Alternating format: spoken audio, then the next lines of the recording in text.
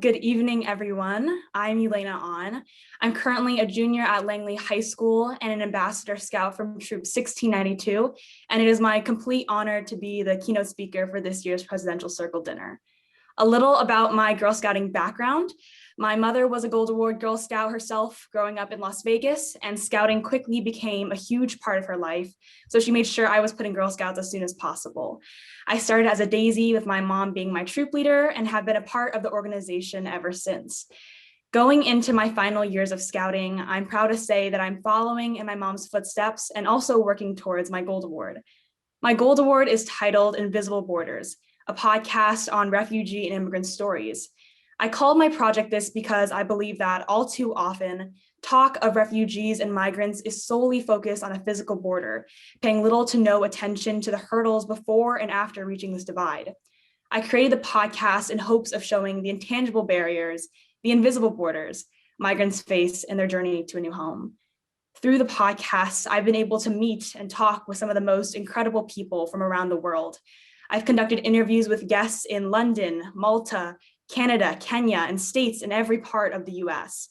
Some of my guests include a pacifistic refugee from Syria, escaping forced military recruitment, a humanitarian psychiatrist who works with child soldiers and border detainees, a visionary Congolese refugee who spent over a decade of his childhood in the largest refugee camp in Malawi, and even our very own CEO on her family story fleeing Cuba. Though my passion and interest for this topic has never been an issue, the logistics of the process has definitely included a learning curve. I'm an avid podcast listener, so going into my award, I knew I wanted that to be my medium. Now, you might think I'd know a lot about journalism and audio editing, as it would be pretty enthusiastic for someone to make their Gold Award a podcast when the most they can do with a laptop is submit homework assignments, and even those aren't always successful. While I went into the project lacking experience on the technological side, I knew I would be listening to some really incredible stories, and I wanted to make sure I could do them justice in the quality of my work. I talked with radio hosts from NPR, freelance podcasters, and refugee psychosocial specialists to learn what types of questions to ask and how to ask them.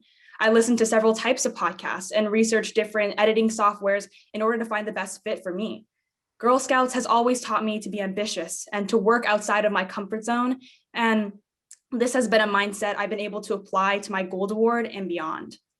Along with the podcast, I also created a discussion activity on refugees and diversity that's being implemented in elementary and middle school classes across my county.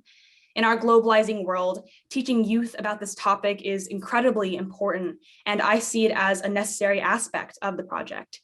It's been remarkably inspiring to see the open-mindedness of the students and gives me hope that change and inclusivity is possible.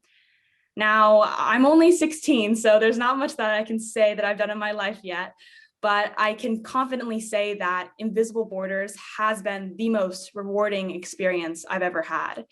I'm humbled by my guests' vulnerability and sharing deeply personal stories with me, and I feel privileged to have a platform to then share those stories with the rest of the world. Each guest I interview teaches me something new, not just about migrants, but also about perseverance, empathy, and resilience.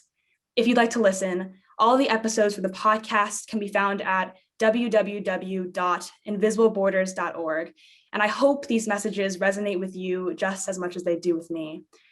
One thing I definitely did not plan for in my project proposal, though, was to be working on the project during a pandemic. When COVID-19 hit, everything in my life, and I'm sure in many of yours, was put at a standstill, leaving me and many of my fellow scouts feeling lost.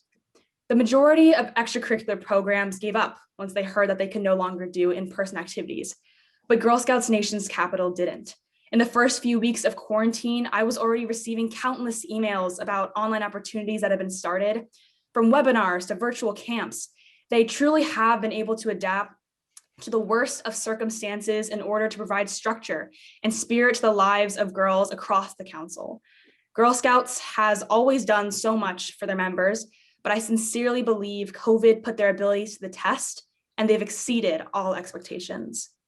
Before I finish, I'd like to thank the countless friends and mentors I found in Girl Scouting for their compassion and guidance, my parents and sister for their endless encouragement, and everyone here tonight celebrating a truly magical organization.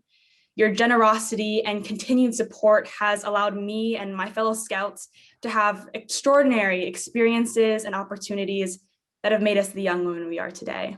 Thank you.